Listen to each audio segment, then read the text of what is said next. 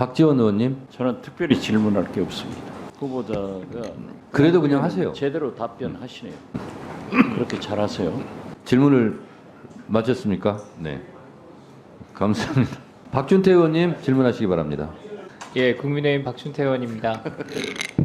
최근에 민주당에서 실체가 없는 계엄, 괴담으로 국민을 혼란스럽게 하고 있습니다. 후보자님 한 번쯤 들어보셨죠? 네, 그런 기사는 봤습니다. 네, 공당의 대표까지 나서서 계엄 음모론을 생중계로 주장하기에 이르렀습니다. 실체도 없는 제보를 내세워서 막연히 이 정권 어딘가에서는 분명히 계엄을 기획하고 준비하고 있다, 이렇게 얘기를 하고 있습니다.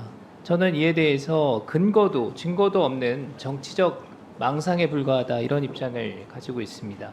후보자께서 헌법에 명시된 이 계엄의 의미에 대해서 어떻게 생각하고 이해하고 있습니까? 조문을 계엄이 몇 조에 있는 건지 제가 찾아보겠습니다. 예, 제가 간단히 말씀드리겠습니다. 뭐 계엄은 뭐 많은 국민들이 아시듯이 전시나 또는 그 사변과 같이 비상사태에 행정권과 사법권을 군에 위임해서 계엄 사령관에게 부여하는 그런 제도입니다.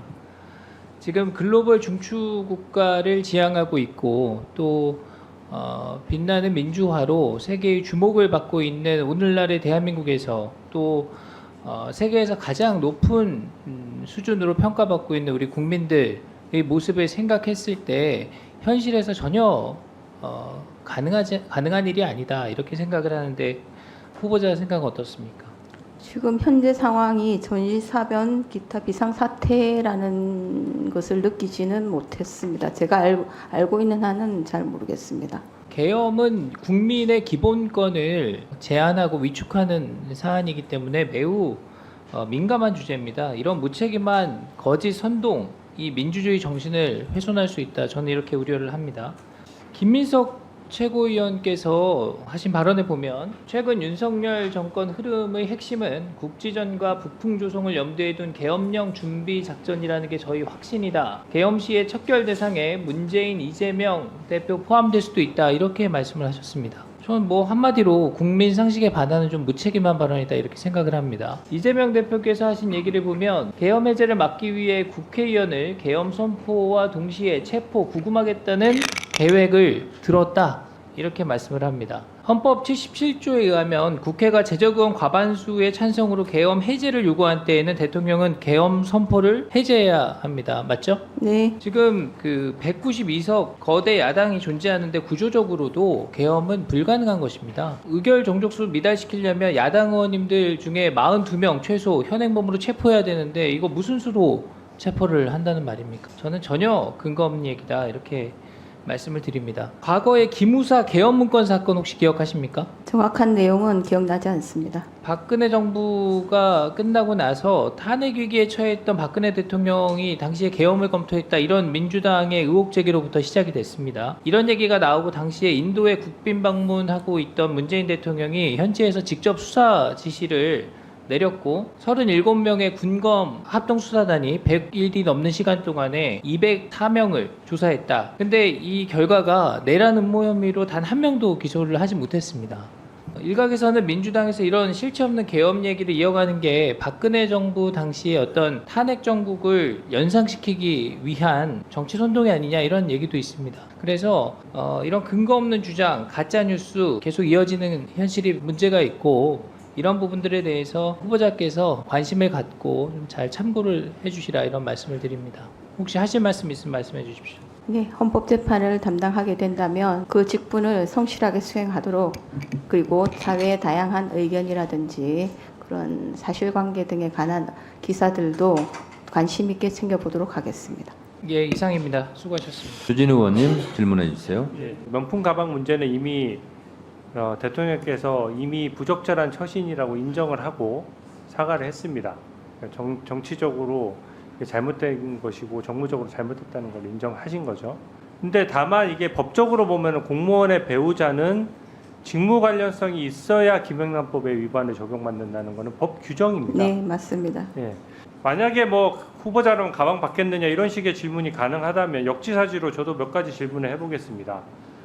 후보자는 뭐 가족에게 송금할 때 현금 5천만 원을 출금해서 직접 뭐 다른 사람을 통해 송금하거나 한 사실은 없겠죠. 네. 잘 통상적인 네, 거래가 그런 아니죠. 적은 없습니다.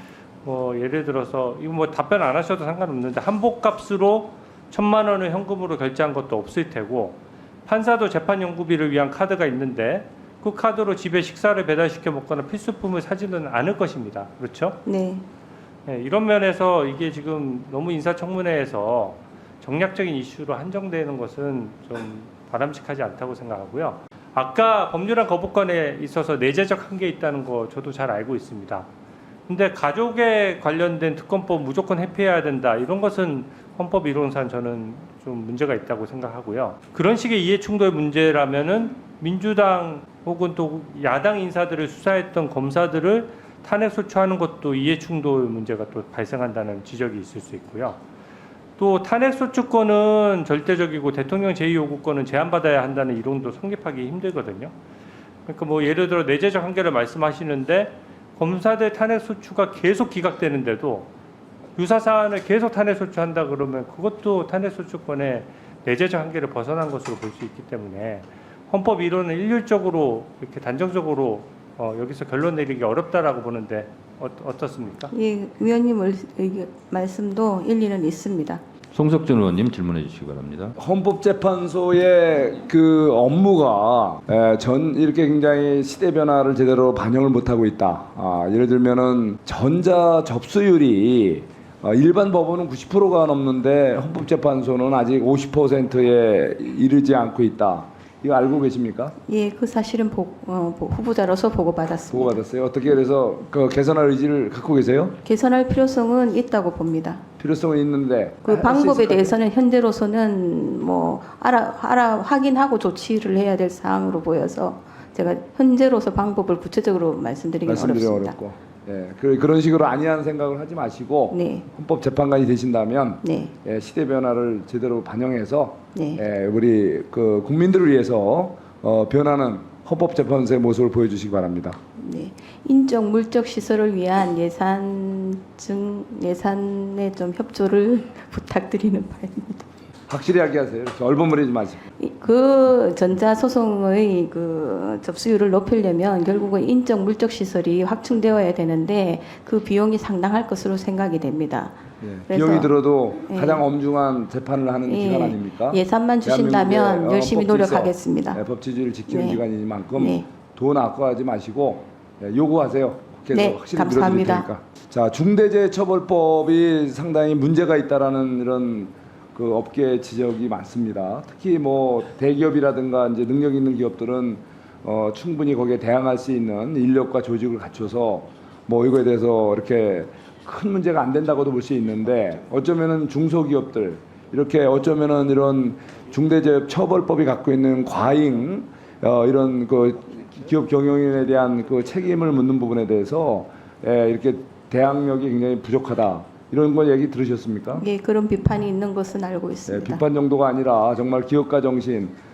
어쩌면 대기업도 처음에는 아주 미미한 작은 기업에서 시작을 했습니다. 그 어려운 기업들이 기업가 정신으로 위험을 감내하면서 그 모든 어려운 상황을 이겨내고 그래서 큰 기업으로도 성장을 하고 수출 기업으로 성장을 하고 대한민국의 오늘을 만든 위대한 기업인들이 이 뭔가 잘해보자는 법인데 결과적으로는 이렇게 노동자의 어떤 안전 누가 소홀을 할 수 없죠. 또 기업인들도 마찬가지로 약간 중시합니다.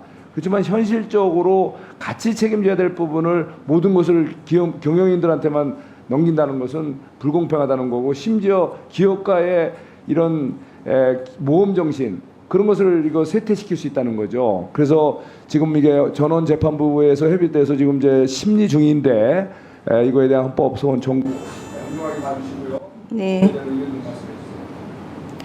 지금 현재 그 재판 중인 사항이라면 좀 언급드리는 것은 적절하지는 않은 것 같습니다. 다만 의원님께서 말씀하신 그런 측면이 있다는 것은 공감합니다.